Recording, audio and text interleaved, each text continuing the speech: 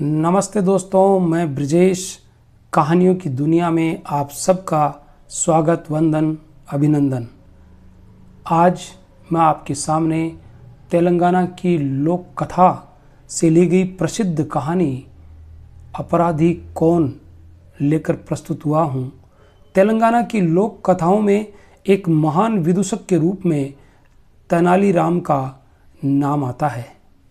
उसी प्रकार तेलुगु और तमिल भाषियों में बुद्धिमता, न्यायपरायणता और दूध का दूध तथा पानी का पानी कर देने की क्षमता रखने वाले मर्यादा रमन की लोकप्रियता अक्षुण है। लोक कथाओं में तेनालीराम के चरित्र को जितनी लोकप्रियता प्राप्त है, मर्यादा रमन को भी उससे कम नहीं है। न्यायाधीश मर्यादा रमन कि ये लोकप्रियता और न्यायपरायणता की कहानी अपराधी कौन बड़ी इंटरेस्टिंग है। आप पूरा सुनिएगा। शुरू करते हैं कहानी अपराधी कौन। जब मर्यादा रमन के पिता ने यह समाचार सुना कि रमन को राज्य में न्यायाधीश का पद मिल गया है, तो उन्हें कोई प्रसन्नता नहीं हुई। वह एक बहुत ईमानदार और नेक ब्राह्मण थे। वह समझते थे कि न्यायाधीश का पद कोई साधारण पद नहीं होता। न्यायाधीश को झूठ के अंबार में से सच को खोज निकालना होता है, और ये काम कोई आसान काम नहीं है। इस पर उसी को बैठना चाहिए जो इसके योग्य हो। वह रमन को इस योग्य नहीं समझते थे। उन्होंने उसे अपना पद त्याग देने के लिए बहुत बहलाया फुसलाया, किंतु रमन यही कहता रहा कि वह इस पद के योग्य है और परीक्षा देने के लिए फिर तैयार है। उसके पिता ने कहा कि जो न्यायाधीश अपनी गलती के कारण गलत न्याय करता है, उसके लिए नरक के द्वार खुले होते हैं। इस पर रमन ने उत्तर दिया कि ईश्वर ने उसे इतनी तेज नज़र और इतनी पैनी बुद्धि दी है कि वह सच और झूठ को साफ साफ पहचान सकता है, और उसे अपनी इस योग्यता को काम में लाना चाहिए। जब पिता ने पुत्र की यह बात सुनी, तो उसने पुत्र को उसके भाग्य पर छोड़ दिया। साथ ही पिता ने घर त्याग का विचार किया, जिससे उसके पुत्र के द्वारा होने वाले अन्याय से जिन लोगों के इहलोक और परलोक की हानि होगी, उनके चीखने चिल्लाने की आवाज़ उनके कानों तक न पड़े। अगर रमन से अन्याय हुआ तो कम से कम वह उसके उस पाप से बच जाएगा जो उसके साथ सहयोग करने से उसे लग सकता था। मर्यादा रमन के पिता ने रमते जोगी के रूप में रहने का निश्चय किया। एक दिन अपने पुत्र को बिना सूचना दिए रमन के पिता ने घर छोड़ दिया, और घूमते घूमते संध्या होने तक वह एक पड़ोस के गांव में जा पहुंचे। वहां रात काटने के लिए कोई अच्छा स्थान नहीं मिला। उन्होंने एक घर के बरामदे में रात काट देने की सोची।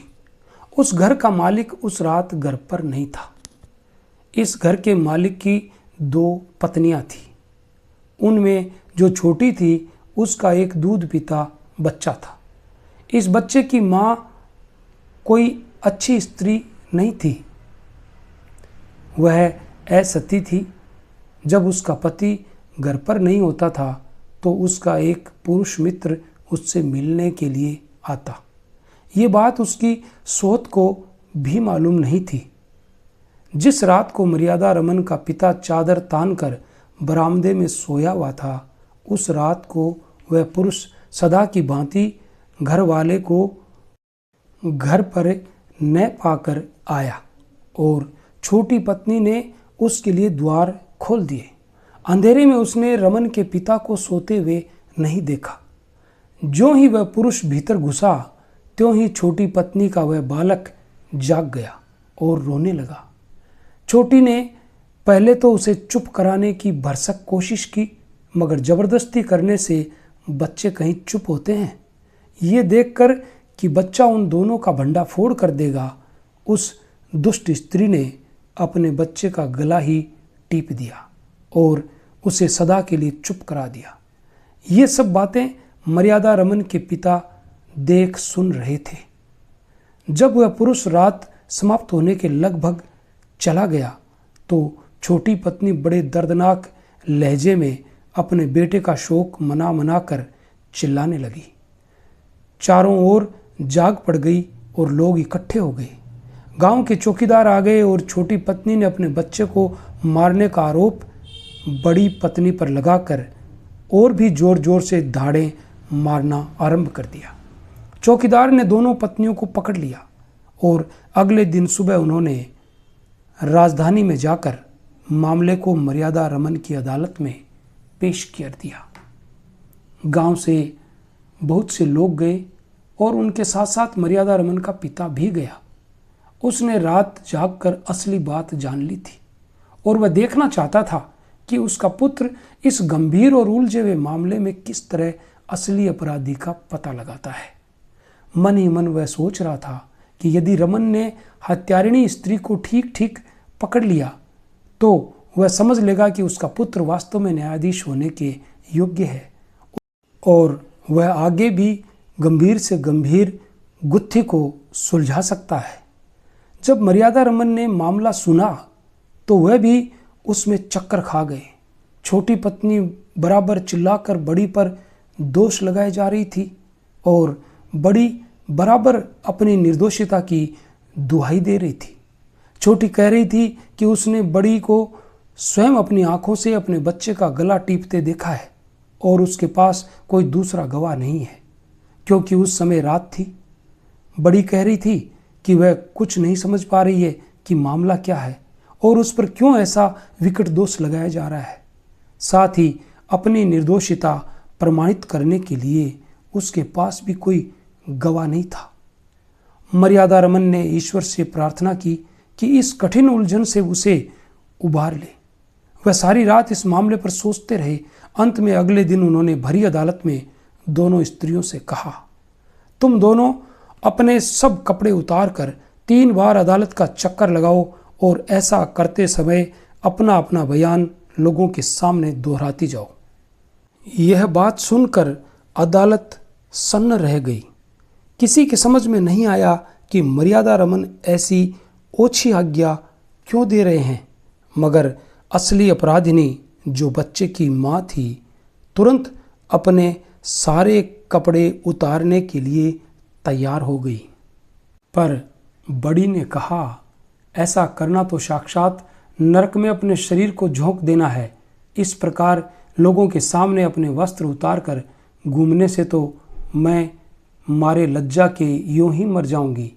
इससे तो अच्छा यही है कि मुझे अपराधी मान लो और फांसी पर लटका दो। पलक मारते सब लोगों की समझ में बात आ गई। दोनों स्त्रियों में से किसी को कपड़े नहीं उतारने पड़े और यह सिद्ध हो गया कि अपराधी कौन है। जो स्त्री अपनी लज्जा के सामने अपने प्राणों को भी कुछ नहीं समझती वह हत्यारिणी नहीं हो सकती।